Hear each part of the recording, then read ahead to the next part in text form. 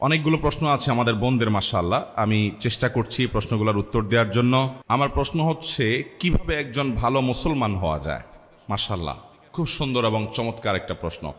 আমরা সবাই মুসলমান, নামে মুসলমান, সবাই ভালো মুসলমান না। আল্লাহর খাতায় মুসলমান কতজন, এটা নিয়ে সন্দেহ আছে। ভালো মুসলমান না হলে সে আল্লাহর খাতায় মুসলমান হতে পারবে না। ভালো মুসলমান না হলে সে মুসলমান হয়ে জান্নাতি হতে পারবে না সরাসরি প্রথম চান্সে। ভালো মুসলমান না হলে সে কখনো আল্লাহর প্রিয় বান্দা হতে পারবে না। ভালো মুসলমান হওয়ার জন্য কয়েকটি বিষয় লাগবে।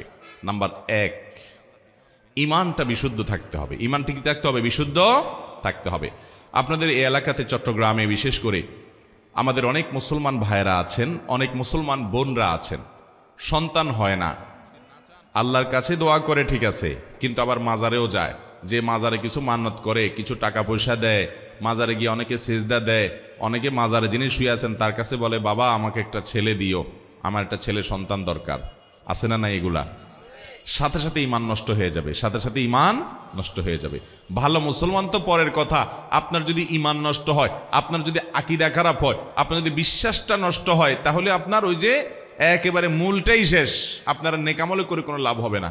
এই জন্য ভালো মুসলমান হওয়ার জন্য প্রথম চ্যালেঞ্জ হলো ঈমানটাকে ঠিক রাখা, বিশ্বাসটা ঠিক রাখা। আল্লাহর একত্ববাদ স্বীকার করার মানে হলো আল্লাহর সাথে কারো শরীক সাব্যস্ত না করা। এখন আপনার দোয়া করতে হবে, কার কাছে দোয়া করবেন? আল্লাহর কাছে। আমাদের প্রিয় নবী সাল্লাল্লাহু আলাইহি সাল্লাম তার প্রিয় সাহাবী আব্দুল্লাহ ইবনে আব্বাস রাদিয়াল্লাহু তাআলা আনহু 9 বছর বয়স যখন, তখন তাকে আদর করে, স্নেহ করে হাত দিয়ে বললেন, কাঁধে হাত রেখে বললেন, ইযা সাআলতা ফাসআলিল্লাহ ওয়া ইযা ইসতাআনতা ফাসতাইন বিল্লাহ। তোমার যদি কিছু চাওয়া লাগে আল্লাহর কাছে চাইবা, সাহায্য চাওয়া লাগে আল্লাহর কাছে সাহায্য চাইবা। সাহায্য চাওয়া এগুলো আল্লাহ ছাড়া অন্য কারোর কাছে অলৌকিক সাহায্য চাওয়া যাবে? তাহলে কোনো মাজারের কাছে আমরা সন্তান চাইবো না, আল্লাহর কাছে চাইবো? আল্লাহর কাছে চাইবো। ঠিক একইভাবে আমার দোয়া, আমার ইবাদত বন্দেগী, এটা মাজারে করার জিনিস না, এগুলো আরশের মালিকের কাছে পেশ করতে হবে। মাজারে যিনি শুয়ে আছেন উনি নিজেও আল্লাহর বান্দা, নিজেও আল্লাহর গোলাম, উনি নিজেও আল্লাহর কাছে মুখাপেক্ষী। আপনি গোলামের কাছে কেন চাইবেন? মালিকের কাছে চাইবেন। আল্লাহ বলেছেন, উদউনি আস্তাজিব লাকুম, তোমরা আমার কাছে দোয়া করো, আমি তোমাদের দোয়া কবুল করব।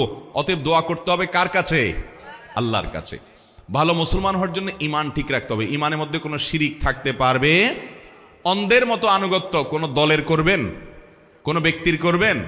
অন্ধের মতো আনুগত্য, সব কথা শুনবো, এটা কার হবে? শুধুমাত্র আল্লাহর। আর সবার এই বেলা এটা চলবে না। এমনকি আমিও যদি কথা বলি, কোনো আলেমও যদি কথা বলে, তার যদি ভালো কোনো কথা হয় সেটা নিবেন।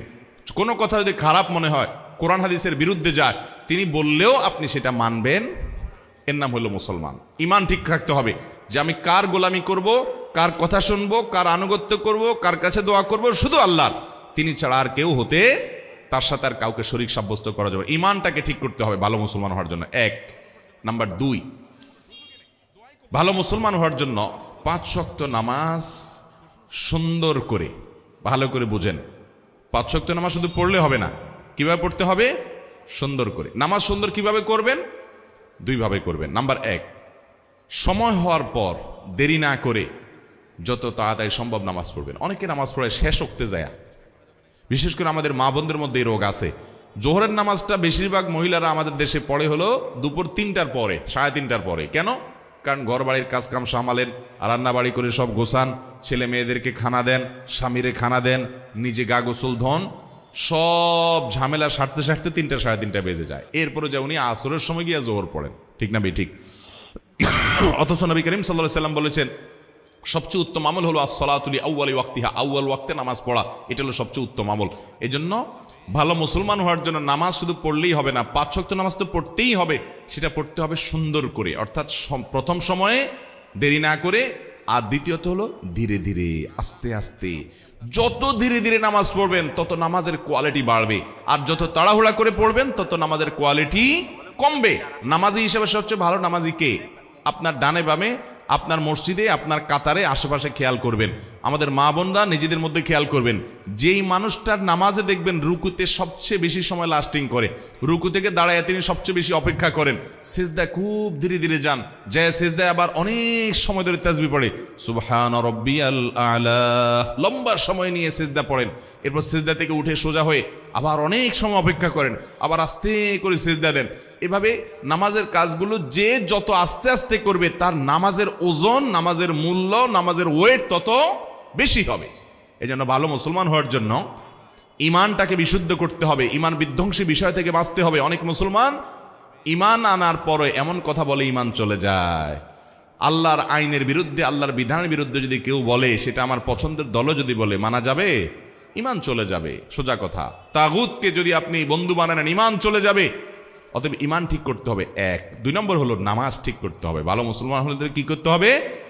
নামাজ ঠিক করা মানে দুইটা বলেছি, এক হলো সময় মতো পড়বেন দেরি না করে, আর দ্বিতীয়ত হলো ধীরে স্থিরতার সাথে পড়বেন। ঠিক করবেন তো ইনশাআল্লাহ? আচ্ছা, 3 নম্বর কাজ হলো ভালো মুসলমান হওয়ার জন্য উপার্জন থাকতে হবে হালাল। উপার্জন কি থাকতে হবে? হালাল। আমাদের মা বোনরা আছেন এখানে, আপনাদেরকে বলছি, আপনারা আপনাদের স্বামীদেরকে, বাবাদেরকে, সন্তানদেরকে উৎসাহ দিবেন। আপনারা যদি সঠিক হয়ে যান তাহলে আল্লাহর জমিনে সব সোজা হয়ে যাবে। আপনারা যদি আপনাদের সন্তানদেরকে বলেন, বাবারা হালাল উপার্জন করে নিয়ে আসবা, প্রয়োজনে ডাল ভাত খেয়ে বেঁচে থাকবো, গোশ মাছ খাবো না, কিন্তু হালাল উপার্জন করবা বাবা। অন্যের ছেলে মেয়েরা বিল্ডিং হাঁকায়, গাড়ি হাঁকায়, টাকা পয়সা চকচকে দেখা যায়, আমার দরকার নাই বাবা, হালাল যদি করতে পারো, ব্যবসা বাণিজ্য করে আলহামদুলিল্লাহ করো, আর না হলে আমার দুর্নীতি করে, ঘুষ, চুরি, ডাকাতি, এই সমস্ত মানুষের হক নষ্ট করে পয়সা আনবা না, আমরা কষ্ট করে থাকবো। এটা যদি আপনি করতে পারেন, আপনি ভালো মুসলমান হতে পারবেন। এটা খুব কঠিন কাজ, কিন্তু নামাজ পড়াও সোজা, ইমান রাখাও সোজা, রোজা রাখাও সোজা, পর্দা করাও সোজা, কোরআন তেলাওয়াত করাও সোজা, ওয়াজ শোনাও সহজ। এ যুগের সবচেয়ে কঠিন কাজ হলো আমার উপার্জনটা সব টন টন করে বাজবে। বাজা বুঝেন? এত হালাল হবে যে সেখানে কোনো ভেজাল থাকবে, চেষ্টা করা যাবে না ইনশাআল্লাহ। এটা মুশকিল হলো কি জানেন? এটা করতে গেলে যুদ্ধ করা লাগে নিজের সাথে, কারণ আশেপাশে সবাই 2 নম্বর পথে টাকা পয়সা কামায় আঙ্গুল ফুলে কলা গাছ হয়ে যায়। এটা দেখে আপনার মা বাপ বলবে, আপনার স্বামী, আপনার স্ত্রী বলবে, আপনার বন্ধু বান্ধব বলবে, ছেলে মেয়ে বলবে, তুমি কি করো? আরে দুধ করো, পরে আল্লাহকে রাজি করে নেওয়া যাবে। এগুলো ভুল। ভালো মুসলমান হওয়ার জন্য উপার্জন হারাম, এটা থেকে বেঁচে হালাল উপার্জন থাকতে হবে ইনশাআল্লাহ। হালাল উপার্জন না থাকলে কোনো ভালো মুসলমান হওয়ার কোনো সুযোগই নেই, দোয়াই কবুল হবে না, সোজা কথা। ওই শরীরই জান্নাতে যাবে। নবী সাল্লাল্লাহু আলাইহি ওয়াসাল্লাম বলেছেন যে শরীর হারাম দ্বারা গঠন হয়েছে। এই জন্য চ্যালেঞ্জ নিতে হবে মুসলমান যুবকদেরকে, যুবতীদেরকে, সবাইকে, যে আমরা হারাম আমাদের শরীরে প্রবেশ করাবো।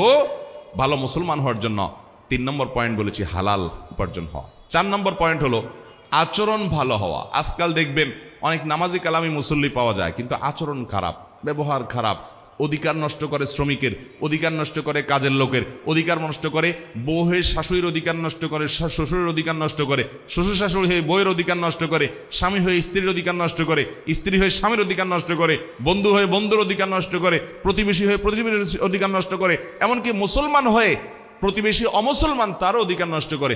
প্রতিবেশী অমুসলমান হলে তার অধিকার আছে না নাই? কিরকম অধিকার জানেন? আব্দুল্লাহ ইবনে ওমর রাদিয়াল্লাহু তাআলা আনহু, নবী করিম সাল্লাল্লাহু আলাইহি ওয়াসাল্লাম একজন প্রিয় সাহাবী, ওনার বাড়িতে একবার ছাগল জবাই হয়েছে। খাওয়া দাওয়া করবেন কোনো আনন্দের উপলক্ষ, তো উনি ওনার পরিবারের লোকদেরকে বললেন, আমাদের পাশের বাসায় যে ইহুদি আছে তার বাসায় কি গোশত পাঠানো হয়েছে ছাগল থেকে? 2 বার জিজ্ঞাসা করলেন। তখন বাসার লোকরা বলল, না, পাঠানো হয়নি। তখন তিনি বললেন, আমি তো নবী করিম সাল্লাল্লাহু আলাইহি ওয়াসাল্লামের কাছ থেকে শুনেছি যে প্রতিবেশীর অধিকার এত বেশি যে জিবরিল বারবার নবী সাল্লাল্লাহু আলাইহি ওয়াসাল্লামকে প্রতিবেশীর ব্যাপারে সাবধান করতে করতে নবী সাল্লাল্লাহু আলাইহি ওয়াসাল্লাম বলেছেন, আমার তো আশঙ্কা হয় কখন না জিবরিল এসে বলে যে তোমার মরার পর তোমার সম্পদে ভাগ পাবে প্রতিবেশী। এই কথা বলে কিনা আমি সে আশঙ্কায় ছিলাম। মানে এত প্রতিবেশীর হক। এমনকি অমুসলমান হলেও ইহুদির চাইতে বড় শত্রু মুসলমানদের আর কেউ না। আল্লাহ কোরআনে বলেছেন, লা তাজিদান্না আশাদ্দান নাসি আদাওয়াতান লিল্লাযিনা আমানু আল ইয়াহুদ, ইমানদারদের জন্য সবচেয়ে বেশি শত্রু পাবা তোমরা ইহুদিদেরকে। সেই ইহুদিও যদি আমার প্রতিবেশী হয়, আমার গ্রামের হয়, আমার পাশের বাড়ির হয়, বসবাস করে, তার প্রতি শুধু সদাচরণ করা না, তার বাসায় হাদিয়া পাঠানো, খাবার পাঠানো, এটা শিক্ষা আমাদেরকে ইসলাম দিয়েছে। ঠিক না ঠিক? তাহলে ভালো মুসলমান হতে হলে মুসলমান তো বটেই, অমুসলমানের সাথে সুন্দর আচরণ, ভালো আচরণ করতে হবে। আর মুসলমান যারা আছেন, আত্মীয় স্বজন, বাবা মা, সবার প্রতি সদাচরণ করা, তার কারো ব্যবহার খারাপ না করা, সবার হক আদায় করা, এটা ভালো মুসলমান হওয়ার জন্য জরুরি। তাহলে 4 নম্বর শর্ত বলেছি আখলাক বা আচরণটা ভালো হওয়া। এই 4টা কাজ যদি আপনি ঠিকঠাক মতো করতে পারেন ইনশাআল্লাহ, এর পাশাপাশি হারাম কাজ থেকে বেঁচে থাকবেন, মৌলিক ফরজ বিধানগুলো মেনে চলবেন, ইনশাআল্লাহ আপনি ভালো মুসলমান হয়ে যাবেন। ওইটাকে আমরা 5 নম্বর পয়েন্ট বললাম। আমার আবারও বলি, 1 নম্বর ইমানটাকে শুদ্ধ করবেন, শিরিক মুক্ত ইমান আনবেন। নাম্বার 2, নামাজটাকে সুন্দর করবেন, ওয়াক্ত হওয়ার পরে দেরি করবেন না এবং ধীরে ধীরে পড়বেন। নাম্বার 3, হালাল উপার্জন করবেন, হারামের ধারে কাছে যাবেন না, চ্যালেঞ্জ নেবেন। নাম্বার 4, আচরণ ভালো করবেন, সবার অধিকার আদায় করবেন, কারোর অধিকার নষ্ট করবেন না। বান্দার হকটা অনেক গুরুত্বপূর্ণ। আল্লাহর হকে একটু ভেজাল হলেও আল্লাহ মাফ করবে, বান্দার হকে কিন্তু ছাড় নাই। অতএব বান্দার হক যেন ঠিকঠাক মতো আদায় করেন। স্ত্রী হয়েছেন, তাহলে স্বামী আমার অধিকার নষ্ট করুক, আমি তার অধিকার নষ্ট করবো না, তার প্রাপ্য অধিকার আমি তাকে দেব। স্ত্রী আমার অধিকার নষ্ট করছে, করুক, কিন্তু আমি তার অধিকারটা প্রাপ্য পুরোটা দেব। যতটা আমরা অধিকার সচেতন হব তার চেয়ে বেশি কর্তব্য সচেতন হব, আমার দায়িত্ব কিছুটা আমি বেশি দেখব। 5 নম্বর হলো আপনার অন্য আল্লাহর যে মৌলিক ফরজ বিধানগুলো আছে সেগুলো মানা, মোটা মোটা যে হারাম জিনিসগুলো আছে সেগুলো থেকে বাঁচার চেষ্টা করব। এভাবে যদি আমরা 5 কাজ করি, ইমান ঠিক করি, নামাজটা সুন্দর করি এবং হালাল উপার্জন করি, আচার আচরণ ভালো করি, সবার অধিকার ঠিকঠাক মতো দেই, মোটা দাগে ফরজগুলো রোজা রাখা, জাকাত দেওয়া ইত্যাদি, হজ করা, এগুলো যদি মেনে চলি এবং হারাম কাজ, জেনা, ব্যভিচার ইত্যাদি থেকে বেঁচে চলি, ইনশাআল্লাহ একজন আদর্শ ভালো মুসলমান হতে পারবেন। একজন আদর্শ ভালো মুসলমান মানে কিন্তু আমলের পাহাড় গড়া না, দুনিয়ার আমল কতগুলা করে নিলেন আপনি ভালো মুসলমান হয়ে গেলেন, জি না। ভালো মুসলমান হতে হলে এই পয়েন্টগুলো আপনাকে মাথায় রাখতে হবে। আল্লাহ তাআলা আমলের তৌফিক দান করুন। এরপরে প্রশ্ন, আজকাল মেয়েরা শ্বশুর শাশুড়ির সাথে একসাথে থাকতে চায় না, এ ব্যাপারে ইসলাম কি বলে? দেখুন, এক্ষেত্রে আমাদের উভয় পক্ষের বাড়াবাড়ি আছে, সীমালঙ্ঘন আছে। যারা বৌমা আছেন তারা মনে রাখতে হবে, শ্বশুর শাশুড়ি তারা মা বাবার মতো, তারা বয়সে বড়, মা বাবার মতো, তারা মুরব্বী। নবী করিম সাল্লাল্লাহু আলাইহি ওয়াসাল্লাম বলেছেন, যে ব্যক্তি আমার উম্মতের মধ্যে বয়সে বড় সিনিয়র মুরব্বীদেরকে যে সম্মান করে না, শ্রদ্ধা করে না, সে আমার উম্মত হতে পারে না। অতএব মেয়েরা তাদের শ্বশুর শাশুড়িকে সম্মান করবেন। ঠিক একই কথা ছেলেদের জন্য প্রযোজ্য, ছেলেরাও তাদের শ্বশুর শাশুড়ির প্রতি সম্মান করবেন। অনেক ছেলেরা আছে নিজের স্ত্রীকে কষ্ট দেয়, শ্বশুর শাশুড়ির প্রতি অসম্মান করে। ঠিক একই কথা মহিলাদের জন্য প্রযোজ্য, অনেক মহিলা আছে নিজের শ্বশুর শাশুড়িকে কষ্ট দেয়। মনে রাখবেন, শ্বশুর শাশুড়িরা তারা আগের জেনারেশন, তারা আগের যুগের মানুষ, তাদের অনেক অযৌক্তিক কথা তারা বলতে পারে, অযৌক্তিক কাজ বলতে পারে, তারা আপনার মতো বুঝবে না, এত স্মার্ট হবে না। আপনি আবার যখন বৃদ্ধ হবেন, আপনার ছেলেমেয়েরা অনেক আপডেটেড হবে, তাদের কাছে আপনি এরকম খ্যাত খ্যাত টাইপ হবেন, এটা কিন্তু মাথায় রাখেন। তারা কিন্তু আপনার চাইতে অনেক স্মার্ট হবে, আপনার অনেক কিছু তাদের কাছে হাস্যকর মনে হবে, অযৌক্তিক মনে হবে। তাদের কাছে আপনি তখন কেমন আচরণ করেন, আশা করেন? তারা আপনাকে তুচ্ছ তাচ্ছিল্য করুক, ছোট করুক, হেয় করুক, ঠাট্টা করুক, বিদ্রুপ করুক, হাসাহাসি করুক, এটা কোনো মা বাপ চাইবে? যদি না চান, তাহলে আপনি আপনার শ্বশুর শাশুড়ি, আপনার মা বাবার প্রতি সেরকম আচরণ করেন এবং ভালো আচরণ করেন। বিশেষ করে আমাদের বাংলাদেশের প্রেক্ষাপটে যৌথ ফ্যামিলিতে বেশিরভাগ পরিবারগুলো থাকে, এবং ইসলামও এই কথা বলে যে বৃদ্ধ মা বাবা যারা থাকবেন তারা তাদের ছেলে মেয়েদেরকে যেরকম স্নেহ করার তাদের ইচ্ছা আছে, সন্তানদেরকে স্নেহ করার ইচ্ছা আছে, ঠিক একইভাবে নাতিপুতিদেরকে আদর করার ইচ্ছা আছে। শ্বশুর শাশুড়ির সে অধিকার যেন নষ্ট না হয়, সেটাও আদায় করার চেষ্টা করতে হবে। অতএব মা বোনরা শ্বশুর শাশুড়ির সাথে মিলেমিশে থাকার জন্য আপ্রাণ চেষ্টা করবেন, বিশেষ করে বিয়ের পরে শুরুর দিকে। শ্বশুর শাশুড়ি যদি খুব বেশি ডিস্টার্ব করেন, খুব বেশি অত্যাচার বিচার করেন, আপনারা কোনো ভালো আলেমের কাছে যাবেন।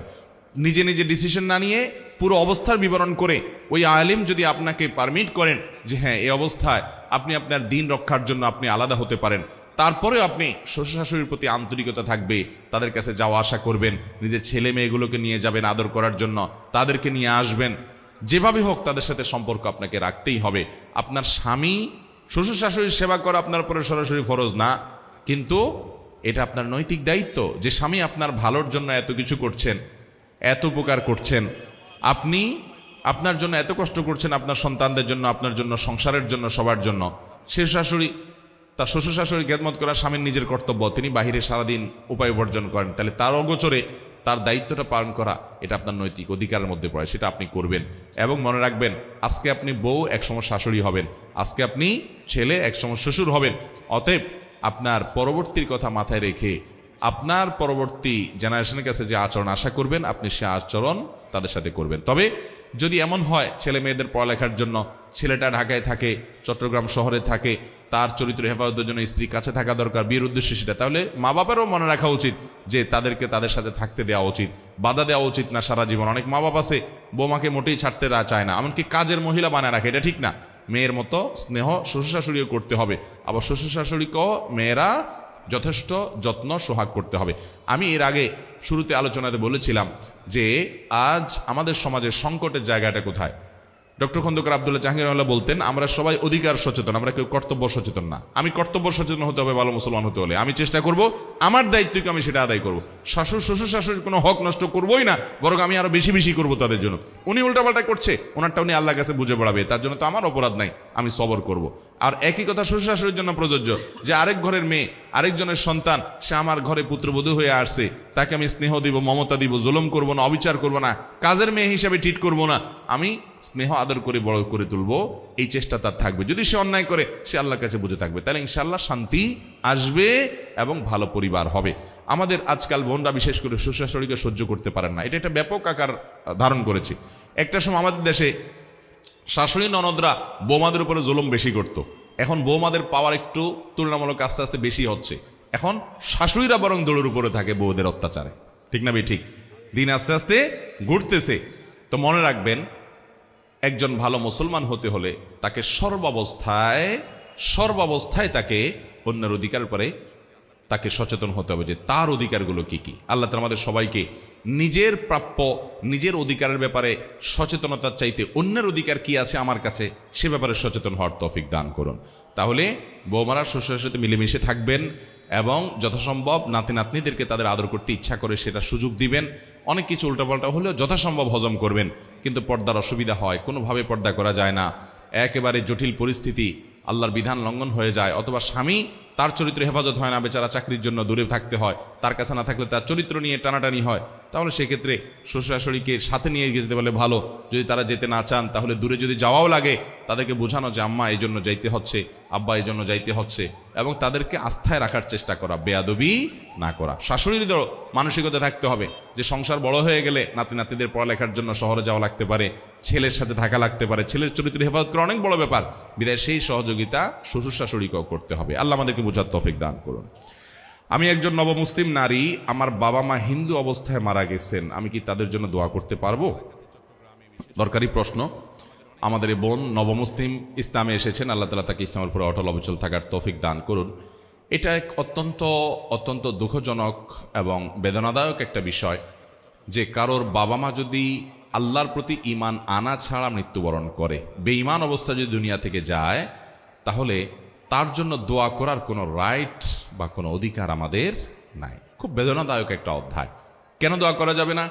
কারণ আল্লাহ রাব্বুল আলামিন কোরআনে পরিষ্কারভাবে নিষেধ করেছেন যে মানুষগুলো মুশরিক অবস্থায় মারা গেছে, তোমরা কোশ্চিন কালেও, নবী করিম সাল্লাল্লাহু আলাইহি ওয়াসাল্লামকে আল্লাহ বলেছেন আপনি কোশ্চিন কালেও তাদের জানাজা পড়বেন না, অর্থাৎ তাদের জন্য দোয়া করবেন না। নবী করিম সাল্লাল্লাহু আলাইহি ওয়াসাল্লামের চাচা আবু তালেব, তিনি নবী সাল্লাল্লাহু আলাইহি ওয়াসাল্লামকে সারা জীবন আদর যত্ন দিয়ে, সোহাগ দিয়ে, স্নেহ মমতা দিয়ে বড় করে তুলেছেন। এমনকি তিনি কাফের থাকা সত্ত্বেও কাফেররা যাতে নবীজির গায়ে আঁচড় দিতে না পারে সেজন্য কিন্তু আগলে রেখেছেন। হিজরতের সময়ের একটা ঘটনা, সুবহানাল্লাহ, কত স্যাক্রিফাইস করেছেন, কত আদর নবী সাল্লাল্লাহু আলাইহি ওয়াসাল্লামকে করেছেন। উনি যতদিন বেঁচে ছিলেন নবীজির দিকে তাকানোর, চোখ তুলে তাকানোর সাহস মক্কায় কোনো কাফেরের ছিল না। উনি দুনিয়া থেকে চলে গেছেন, সকল অত্যাচার অবিচারের স্টিম রোলার নেমে এসেছে নবী করিম সাল্লাল্লাহু আলাইহি ওয়াসাল্লামের উপরে। এমনকি নবী করিম সাল্লাল্লাহু আলাইহি সাল্লাম তিনি তার জীবদ্দশার একেবারে শেষ মুহূর্তে পর্যন্ত তিনি তার এই চাচাকে ফিল করেছেন, অনুভব করেছেন। মৃত্যুর আগ মুহূর্ত পর্যন্ত মাথার কাছে বসে বলেছেন, চাচা আপনি একটু আল্লাহর প্রতি একবারের জন্য আপনি বলেন, আমাকে কানে কানে বলেন, বাস আমি আল্লাহর কাছে আপনার জন্য সুপারিশ করতে পারবো, আপনি অন্তত অ্যাকাউন্টটা ওপেন করে দিয়ে যান। কিন্তু তিনি শেষ পর্যন্ত সেটাও করেন নাই। দেখেন, নিজের এরকম আদরের চাচার জন্য পর্যন্ত দোয়া করতে পারেন নাই। এটা একটা পরীক্ষার বিষয়, এটা একটা ইমানি পরীক্ষার বিষয় যে আল্লাহর বিধান আমি মেনে নিতে পারছি না। আপনারা হয়তো মনে করবেন যে বাবা মা, কিন্তু আমার বাবা মা যদি ইমান হারা হয়ে যায়, আল্লাহ না করুন বেঈমান হয়ে মারা যায়, আমি আল্লাহর কাছে তাদের জন্য সুপারিশ করার আর কোনো এখতিয়ার আমার কাছে থাকে না। আল্লাহর কাছে তাদের বিষয়টাকে ন্যস্ত করতে হবে এবং নিজের নেকামলের দিকে মনোনিবেশ করতে হবে। তবে হ্যাঁ, যদি অমুসলিম বাবা মা বেঁচে থাকেন, তাহলে আল্লাহ তাআলা তাদের ব্যাপারে বলেছেন ওয়াসাহিবুহুমা ফিদ দুনিয়া মারুফা, তাদের সাথে সদাচরণ করতে হবে। অন্য ধর্মের হলেও তাদের প্রতি সদাচরণ করতে হবে। অনেকে বলে আমার বাপ মা মাজার পূজা করে, এটা করে সেটা করে। আমি বলি যাই করুক না কেন, আপনার মা বাবার প্রতি আপনি দুর্ব্যবহার করতে পারবেন না, শ্রদ্ধা আপনাকে জ্ঞাপন করতে হবে।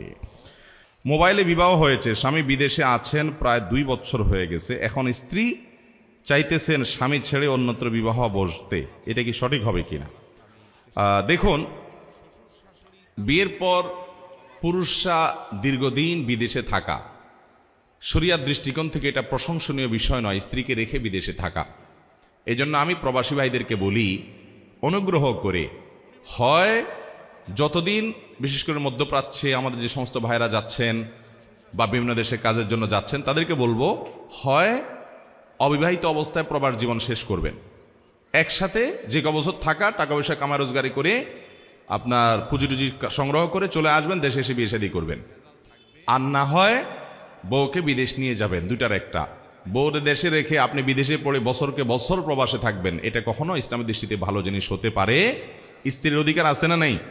এভাবে দেখা যায় স্ত্রী সে খারাপ পথে চলে যায়, অনেক সময় সে গুনাহের দিকে চলে যায়, চরিত্র নষ্ট হয়ে যায়, ছেলে মেয়েগুলো নষ্ট হয়ে যায়। সবচেয়ে বড় সম্পদ ছেলে মেয়ে। টাকার লোভ এত মারাত্মক।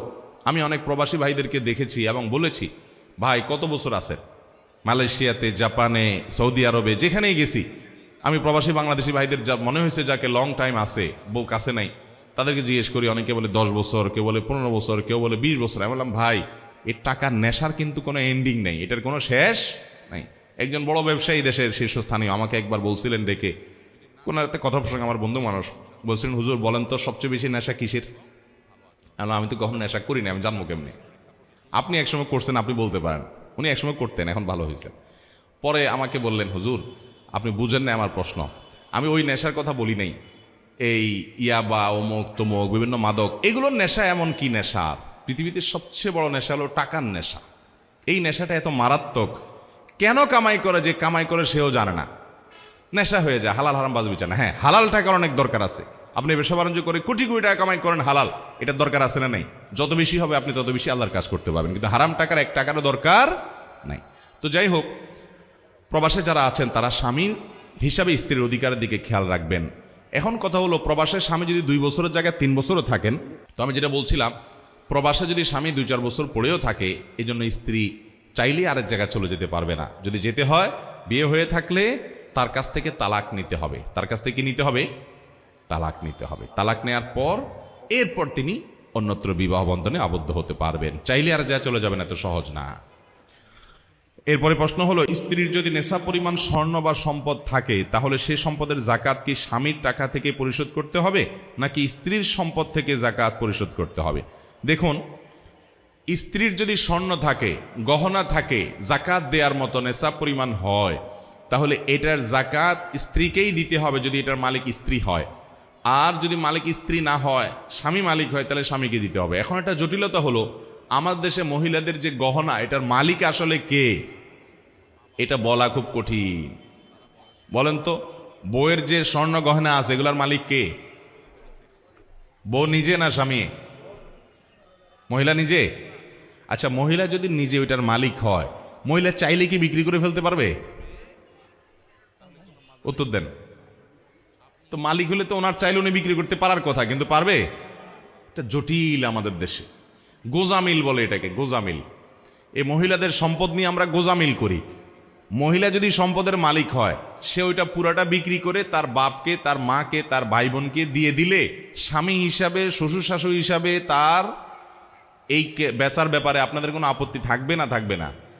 আমাদের দেশের রিয়েলিটি বলেন, বাস্তবতা বলেন, আপত্তি থাকে না? এটা কেমন কথা হলো? মালিক যদি সে হয়, তাহলে তার সম্পদ সে কি বিক্রি করে ফেলবে না কাকে দান করে দিবে, এটা তো তার ব্যাপার। এই ব্যাপারে কি আর কারোর কোনো সে থাকার কথা? কিন্তু আমার দেশে সে থাকে কি থাকে না? এই থাকার মাধ্যমে প্রমাণ করা হচ্ছে তাদেরকে আমরা মুখে মালিক বানাচ্ছি, আসলে তাদের মালিকানাকে স্বীকার করছি। এমনকি বিদেশ যাওয়ার সময় বউরে বলতেছেন, গহনাগুলো দাও, বিক্রি করে আমি বিদেশ যাই, পরে আমি তোমারে কিনে দেব।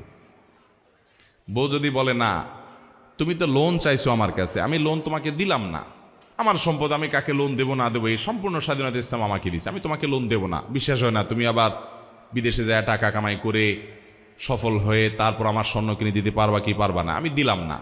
এরকম না করার অধিকার কি মেয়েদের আছে? আরে শরীয়ত তো অধিকার দিছে, আমাদের সমাজে কি এরকম অধিকার দেওয়া হয়? যদি সে মালিক হয়, তাহলে তার সে অধিকার থাকার কথা কি কথা না? এই জন্য আমি বলি, মহিলাদের স্বর্ণ গহনা নিয়ে আমাদের দেশে একটা বিরাট গোজামিল আছে। এই অর্নামেন্টগুলোর মালিক আসলে বেচারীরা কিনা, আমরা মুখে বলি, বাস্তবে তাদেরকে সেটার মালিক বানায় না। এটার জন্য আমি বলি, শুনেন, স্বামী হিসাবে আপনি স্ত্রীকে গহনা দিলে হয় পরিষ্কার করে বলে দিবেন এটা তোমাকে আমি গিফট দান করে দিয়ে দিলাম, হাদিয়া দিলাম, উপহার দিলাম, আর মোহর হিসাবে দিলে এটা তো তার প্রাপ্য অধিকার, এটা তুমি মালিক। এরপরে সে এটা যা খুশি তা করবে, সেই অধিকার তাকে দিতে হবে।